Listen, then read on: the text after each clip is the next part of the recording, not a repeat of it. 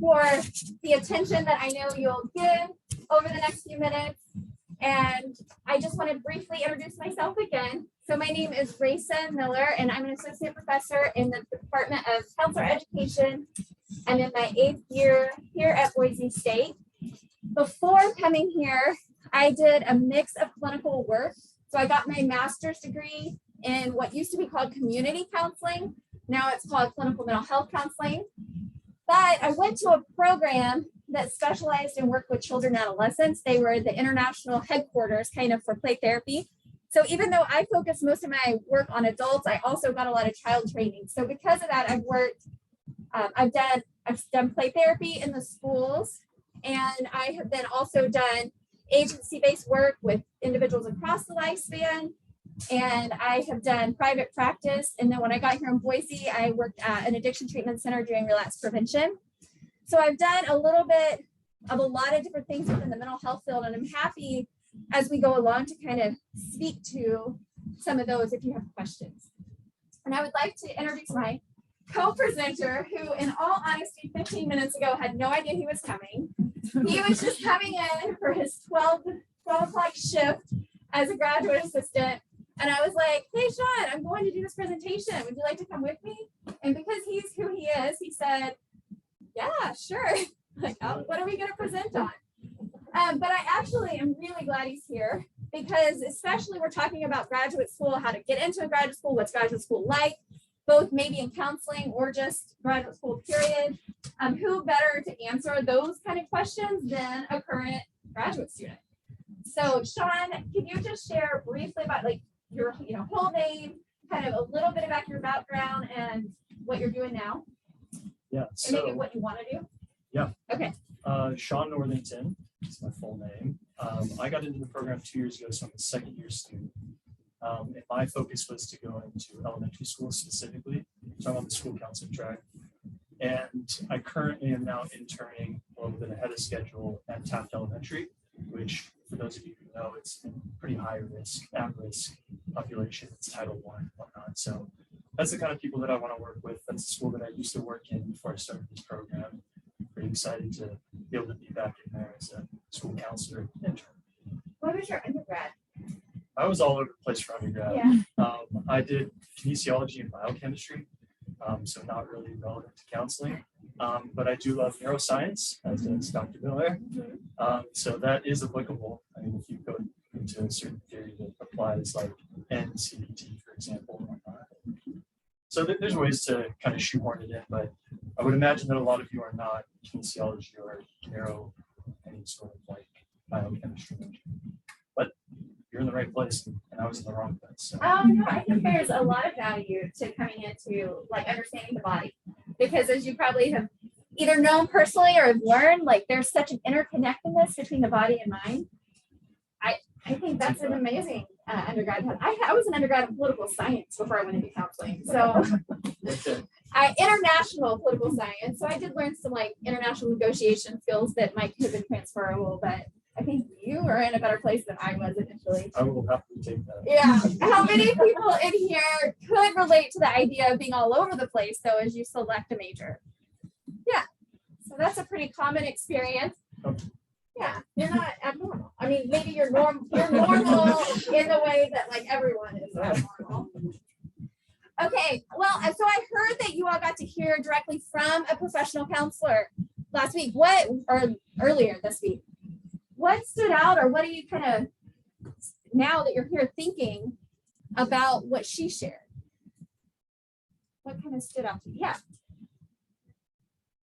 What about mentorship? How important it is?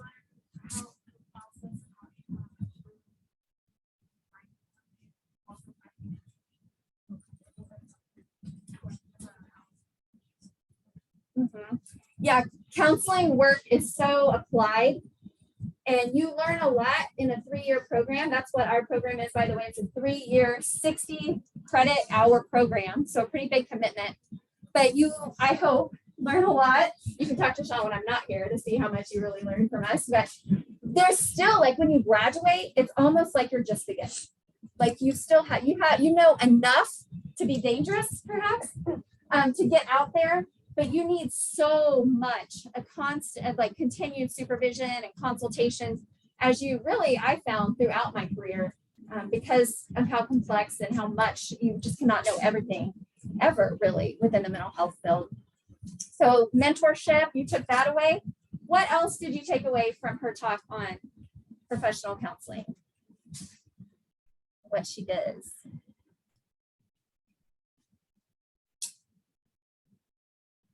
You hear anything you like, or we're like, ooh, no.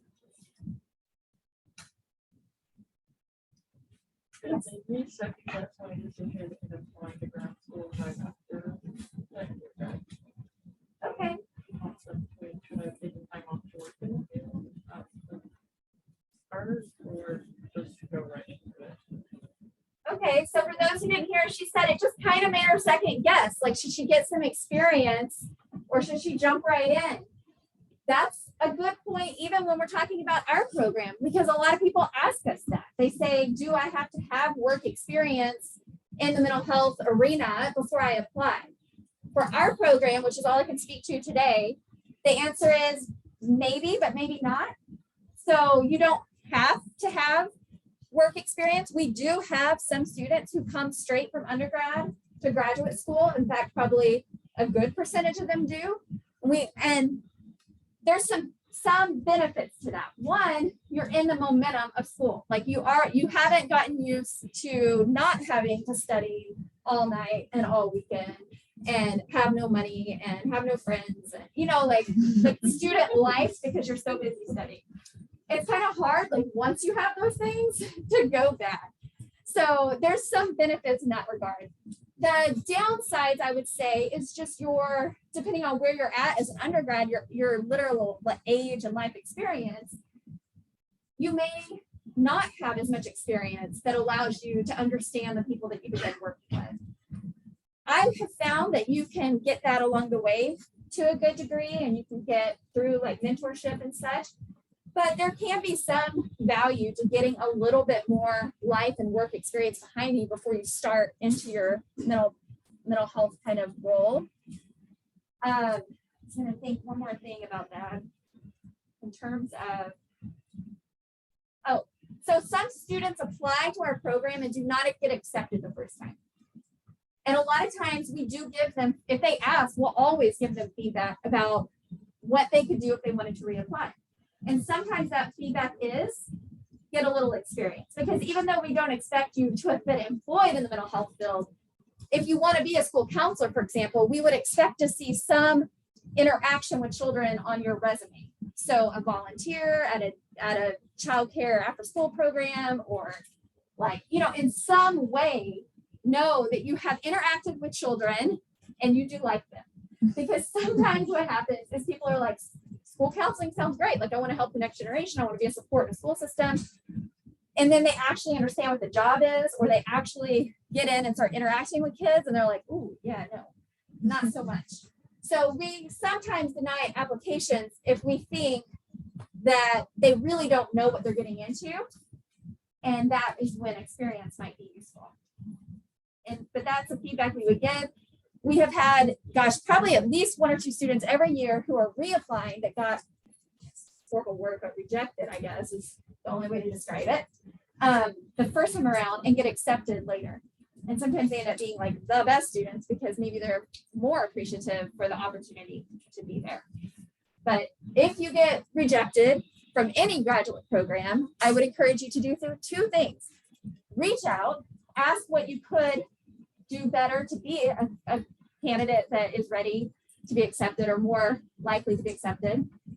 Ask them. The worst thing they could say is like not answer you, I guess is the worst, but more than likely they'll answer you and provide you some feedback. And two, reapply. Take the feedback, follow it, and reapply. Anything to add to that, Sean?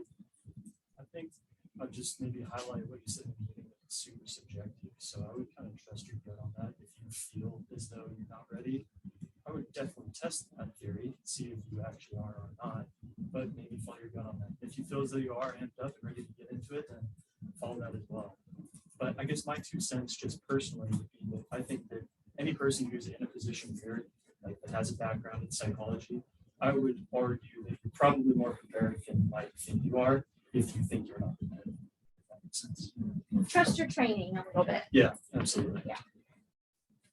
Yes, ma'am. Yeah, I like how Kelly talked about how people find with passion through their experiences. And so it's just interesting how like different experiences can really help you navigate like where my passion is and find it.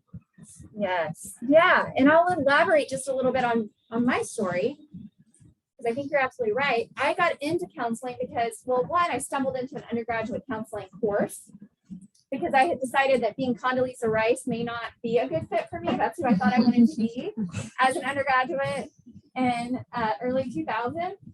I was like, I want to be her. And then I learned that she never got married, never had kids, because her whole life was just work, work, work, and traveling around the world. And I was like, I mean, she's amazing, but I don't want to do that. So I literally just out of a catalog chose a counseling class, started taking it, loved it, fell in love with it, and then continued to get a minor in counseling. And then, like I said, continued on for my master's.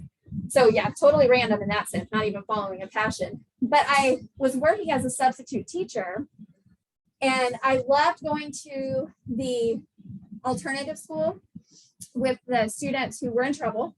And I was told not to interact with them. You know, just they know what the rules are. Here's the rules. Like if they don't follow them, here's the person to contact. But like they wanted it to be like a prison-like environment. And I couldn't do it.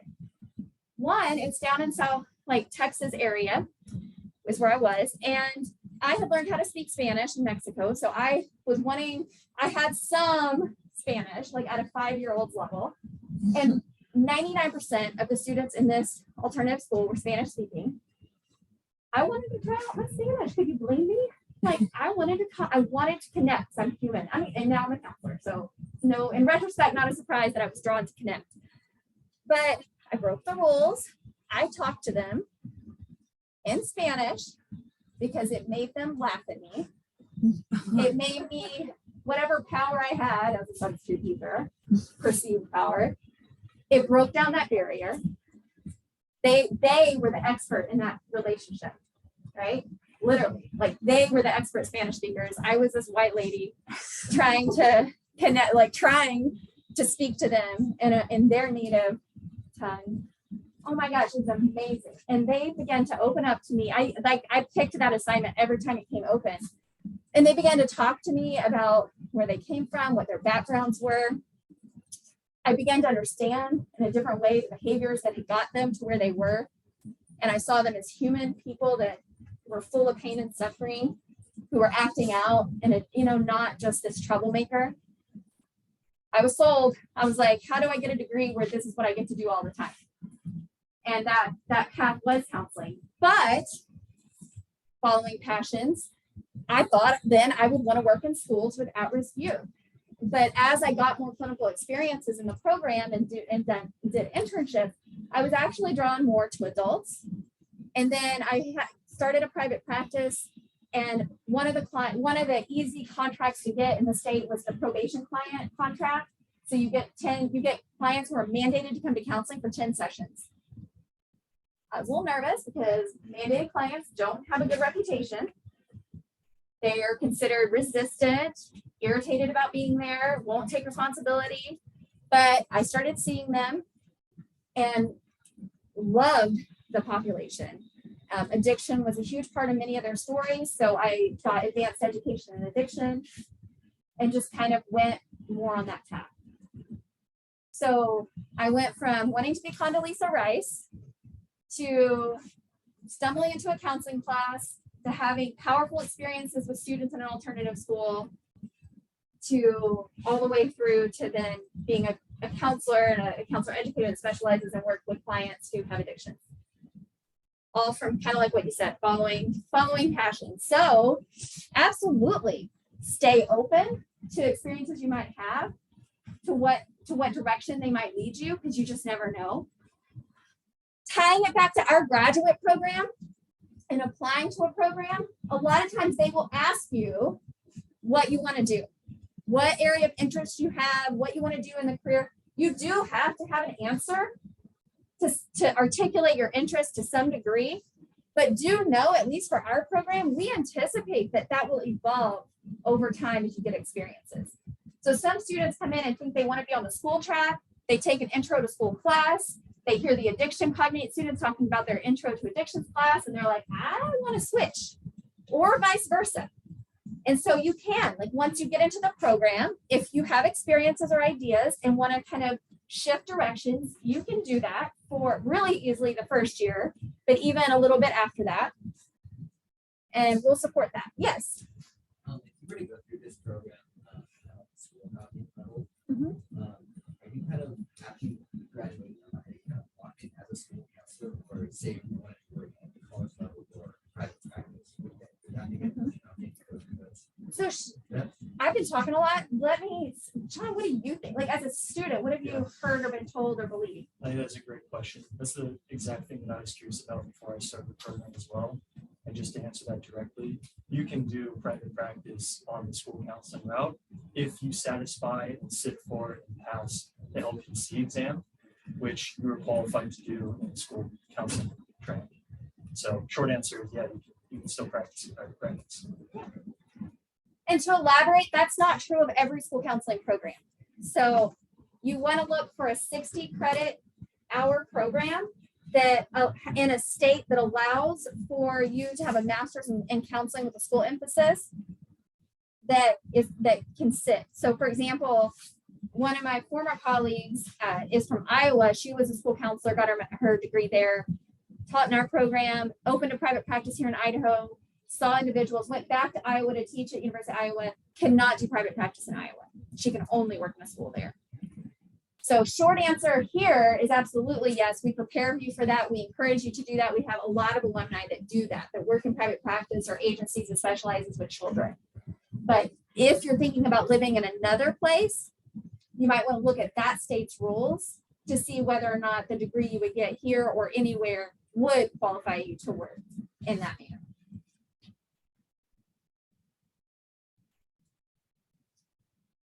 So what other reactions did you have to learning, or maybe even something we've said today that now you have questions about? Yes, ma'am.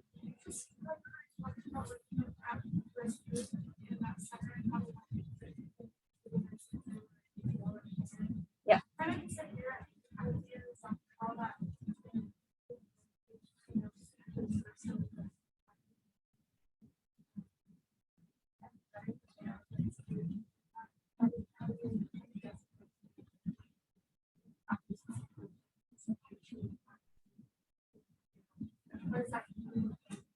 Yeah, I mean, one, that's not what I've specialized in. I'm not a school administrator. So I don't envy the individuals that have to make those policies. I think it's probably very difficult. And as a counselor, someone who's been trained in human development and healthy functioning, I do question how disconnection will help anyone heal, and intentionally isolating or pushing away will heal. I mean, in the one sense, I think, and I'm just talking here, no citations for this, just talking. On the one sense, I think isolating from connection is one of the most painful ways to punish someone, because it's just an innate drive that we have as humans. So maybe they think they will feel the pain of being so clearly isolated and rejected and disconnected that they will not want that, and they will move towards being able to be in a regular school where teachers ideally smile at them and talk with them and so forth. Maybe that's where they're coming. I don't know. But that's just, to me, not the path to healing. I think the path to healing is to show that they can form healthy relationships with adults and other people that have a more positive view and outlook on life. And through that relationship, they can maybe reconsider themselves, their life trajectory. Maybe they can have more options. I mean, I remember when I was doing relapse prevention groups, I was working with a guy that always stood with me because one of the activities I was going to do was goal setting. Like, what do you want to do with your life? He was probably like a 25 or 6-year-old guy. And he was a good group member. Like he participated. He was not one of the ones that stereotypes about indifference and lack of support. I mean, he was there. But he like was staring blankly back at me. And I'm like, hey, what's going on? Like, you need help? He's like, I have never been asked what my goals are in life. What, like, where do I even start? What options do I even have? And it like gives me chills just to think about it, because that's what happens to those kids. They're labeled, right? And they aren't given the opportunity for the types of relationships where someone asks, what do you want to do with your life? In a way that isn't like, you keep doing this, you're going to end up in prison the rest of your life. Like that kind of punitive types of talks. Does that kind of answer? Let me go through a few more things about our program, just because I know time will get away from us. I'll share this PowerPoint, but it sounds like you've already had a lot of the information. For our program specifically, to become a school counselor or an addiction behavioral health counselor, you want to go to a K-Prep accredited program. So if you haven't heard of that, that's what ensures that the program you're going to is going to be like your hours will be licensable. People will recognize that that's a quality program. Here in Idaho, you know, it's a 60-degree program, 1,000 hours supervised hours, which you can get within the program. You're required to get about 800, and then you have time and are encouraged to get the other 200. And then later after you graduate, you'll be set up to continue practicing under supervision to get your LCPC. Here in Idaho, you can practice in private practice with just your LPC, but you might have a hard time getting paneled by most insurances. So most private practicing professional counselors do go on to get their LCPC if they want to operate in an environment where they're billing for insurance. Employment outlook for both school counseling and mental health counseling is great. You might have seen these stats in some other place, but we have almost 100% job placement rate for graduates in our program that stay here in Idaho. They're not always like their first job maybe isn't always the dream job they have, right? But it's a good starting job. So counselors are needed, no surprise there. And if you go to our program, it's well respected. People love to hire our graduates. We have really great luck with job placement. Where do they work? And maybe this gets at your question, so just reiterating a little bit. Certainly on our school cognate, students do work in traditional schools. We've also had students want to work at therapeutic boarding schools or private practice. On the addiction cognate side, they work everywhere from like behavioral health clinics, private practice, even places like the VA or vet center, which hasn't always been the case. Social workers have kind of had that domain pinned for a lot of years, both VA system and medical system, but professional counselors are now recognized within that system and are increasingly being hired, which is, from our perspective, the result of years and years of advocacy on in Washington, D.C. to make that happen. We have a current student here, but I just wanted to highlight a couple alumni. Toby, he works as a readjustment counselor with the Boise Vet Center. Michaela works as the Idaho Department of Juvenile Corrections. So you can just see a little bit about, they've learned how to do EMDR, they operate from cognitive perspectives, they do groups. So kind of a wide range just with those two. We have Kristen and Raylan, both graduated on the school track. One did become a school counselor, but is currently on sabbatical and doing a little bit of private practice work, and the other did school counseling for a while and then went into private practice. So a couple more options. The priest works for Terry Riley, which is a behavioral health provider. So she provides brief counseling, like if you were to go in for medical care and need, what's called an integrated care system. So really working alongside primary health doctors and being the mental health wing, which can, if you're interested in kind of working in a healthcare environment, working with medical doctors can be a good job.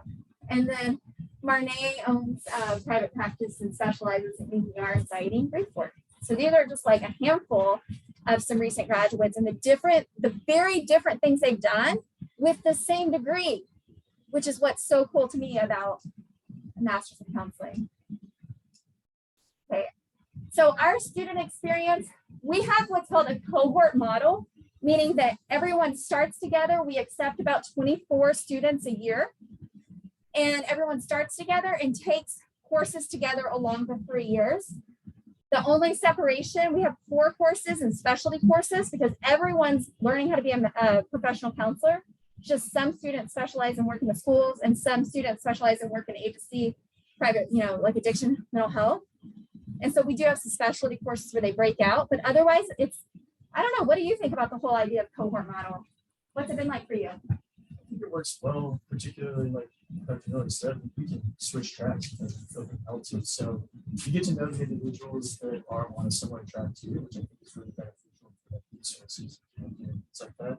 But you're not fully excluded from the other group. You still take common classes with them. So if ever something piques your interest in that particular track, take a course on that track as well. I think that's important. You do take common classes between cohorts. And then if you want to take an elective in the opposite cohort, for example, you're more than welcome to do that.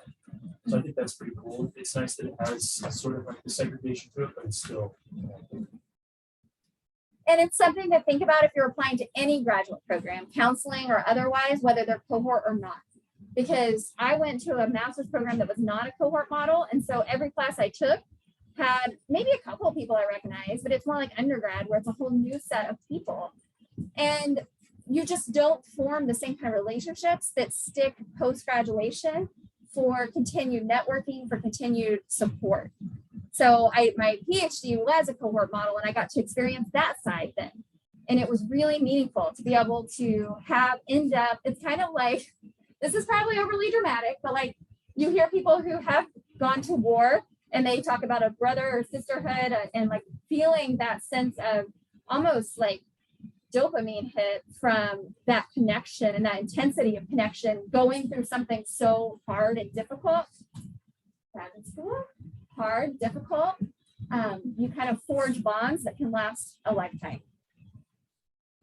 We offer an on-site clinical practicum. Not all programs regionally or nationally do that. Some people kick out their interns at the practicum level to go find placements in the community and start their clinical work. But we keep our initial clinical experiences in-house, provide live supervision, and try to provide as much support as we can during that experience before they go out into the community. Sean just finished that really wonderful experience last fall. Can you speak at all to what it was like to do kind of a practicum here on our campus under supervision from faculty? I think, I'm not going to lie to you guys, I'll be very candid. I think that any program is going to have its challenges, particularly the practical component of it. It was fairly challenging, but definitely worth it.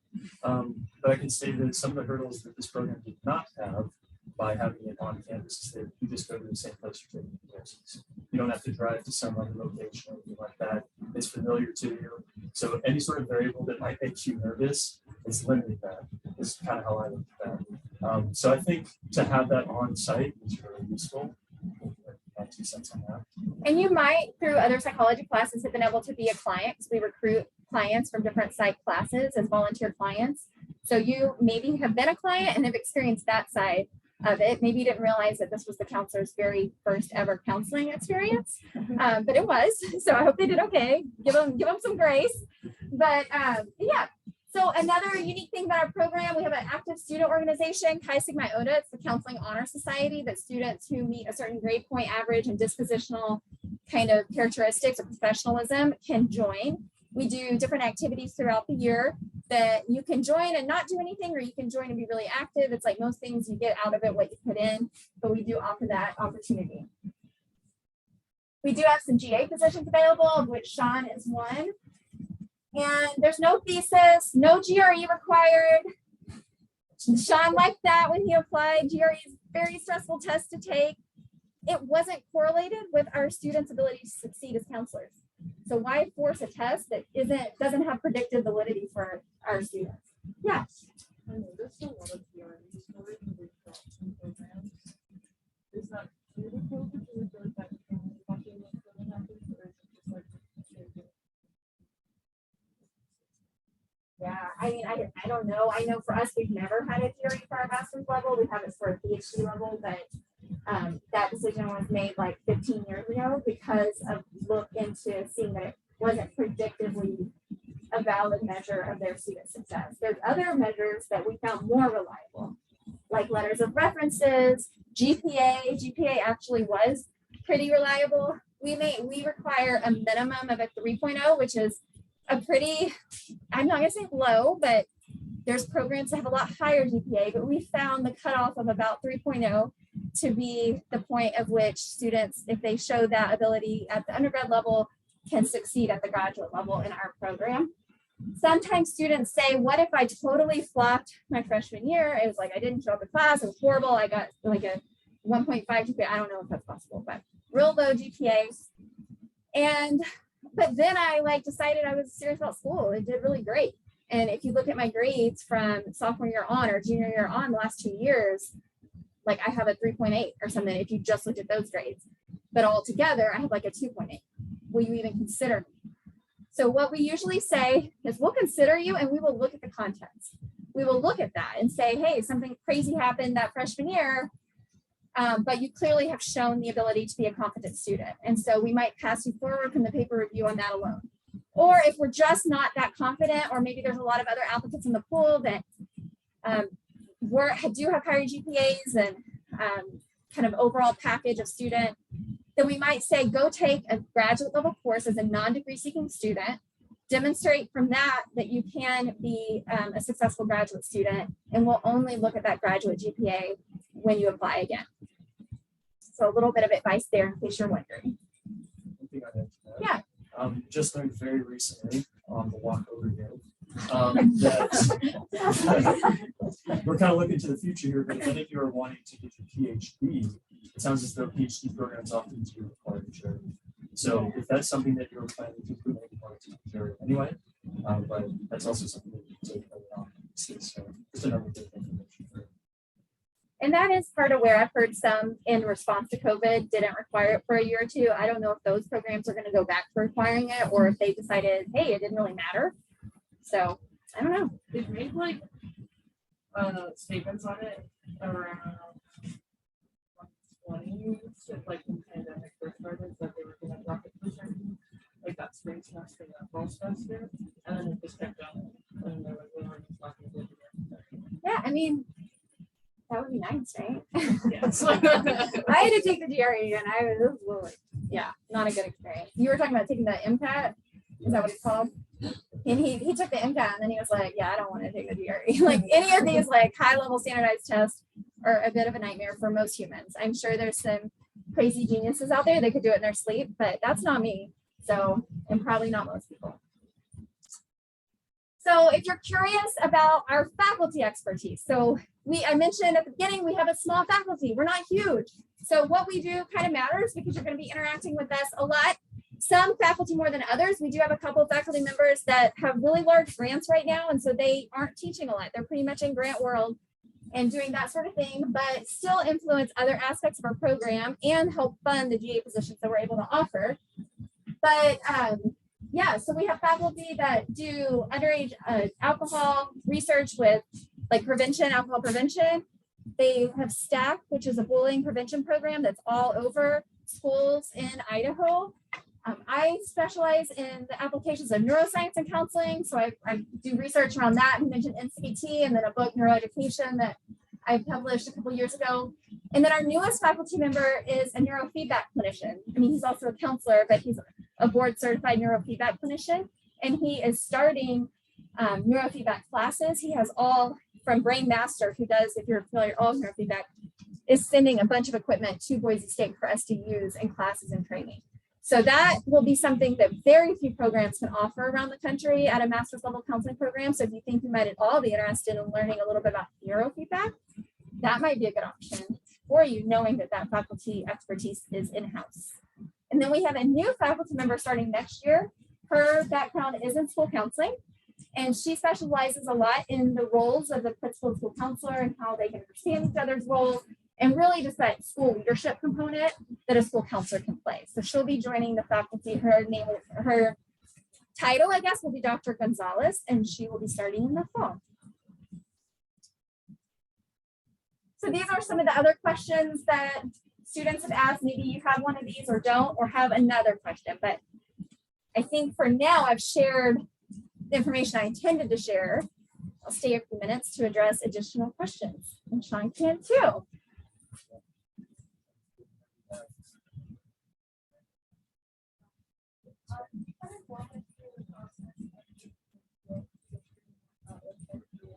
Yeah, it's fairly straightforward. There's an application process, talking about what I thought my qualifications were, my interests as well.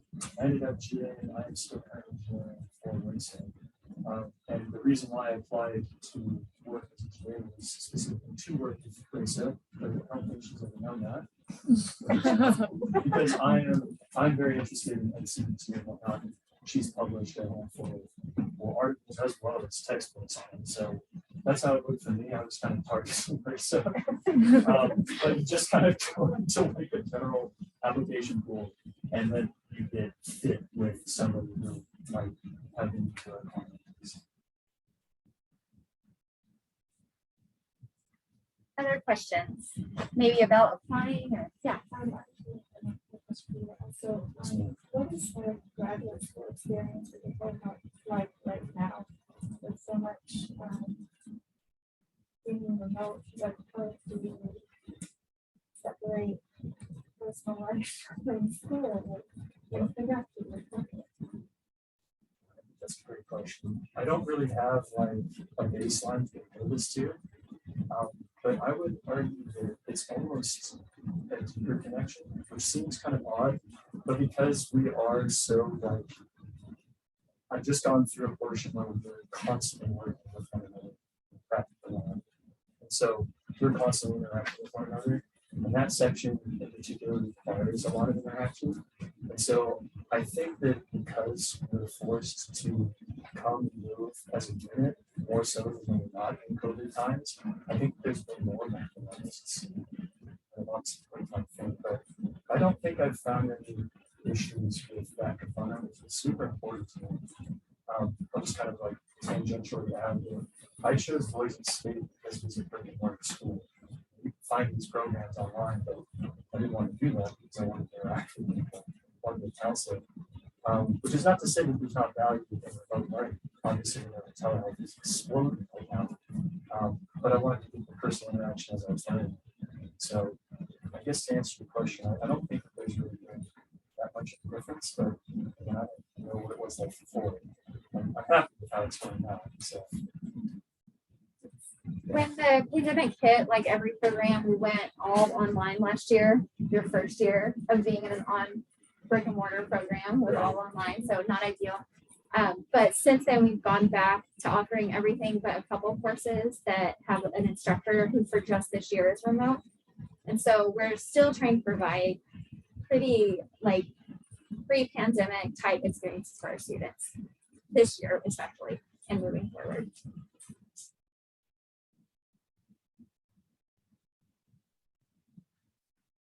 Yes. Did you find that you maybe had times like yeah, currently doing that. Yeah, I did take a little bit of a leave during the practicum component, which is a full-time job by hours, quite literally. But I'm back at it now.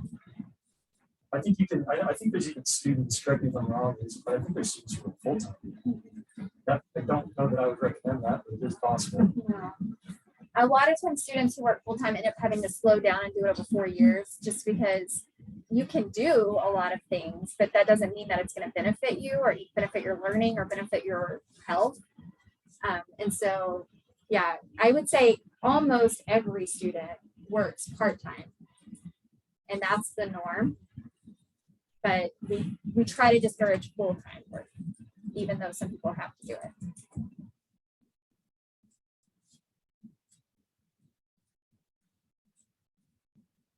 Maybe just to forward that a little bit further, actually, this is a plug for the GA ship. You get the benefit of having a portion of your tuition paid as well as a stipend, as well as the fact that you're now studying the things that you want to do eventually, right? So I think that really is the best case scenario because we all have bills to pay, but why not get bills paid while you're learning about the thing you want to do?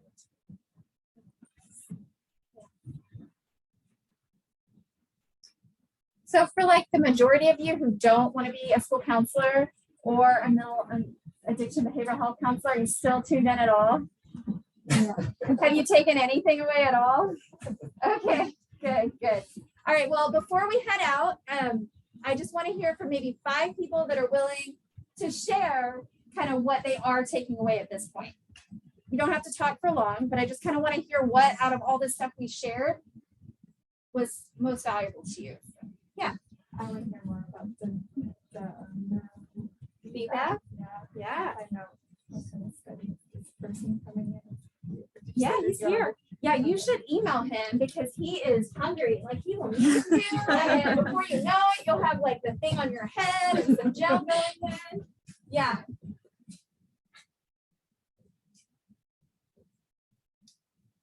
I don't know if this is spilling the beans or not, Raissa, but he's one of the faculty that's just drawing a ton of money, correct? Well, yeah, through the getting all that Brainmaster equipment, I mean, it was worth so much money. So yeah, so his name is Michael Russo. So awesome, yeah. Okay, what? 4 other people, 4 people. Yes, ma'am.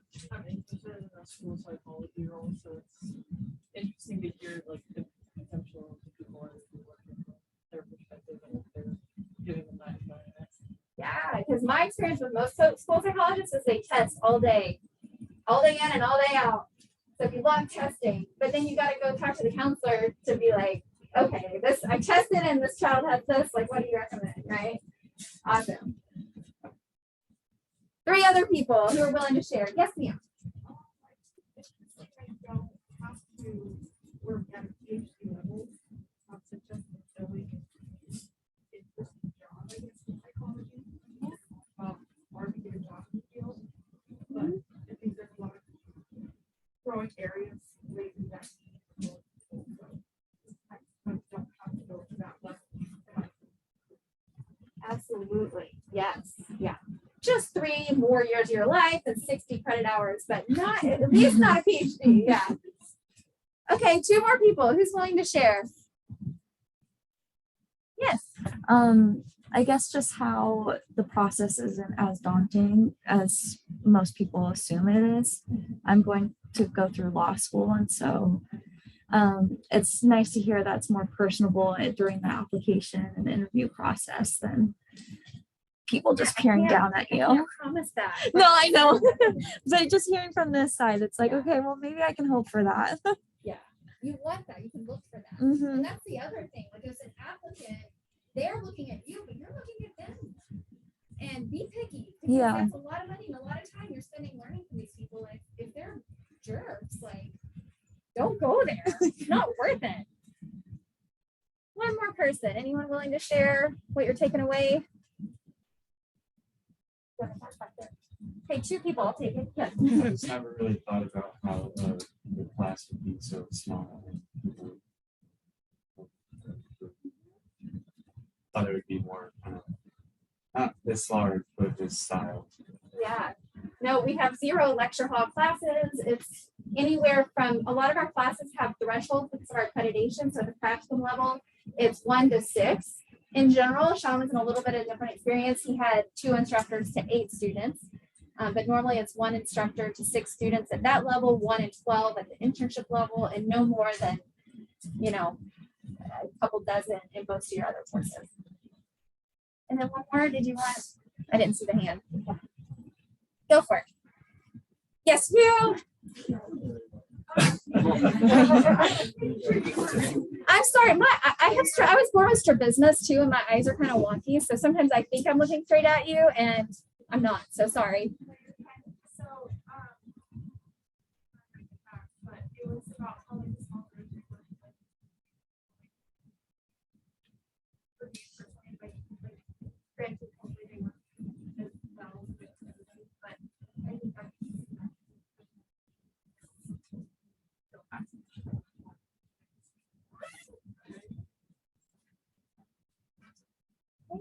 Thank you. Well, thank you all for attending, engaging. Yeah. Will you answer the how to make yourself a strong candidate for the program? Do you feel like there's a lot of commonalities across graduate programs? Yes. Okay, I will. I'll do that real quick. Sorry, I thought you were ready to get rid of me. Okay. Strong candidate for our program. I can be very clear about this because we're going through the application process right now. And we're reviewing applications right now. And what we look for is a very clearly written interest letter. that shows a little bit of your personhoodness, but in a professional way. So not too much information where you're like, ooh, whoa, okay.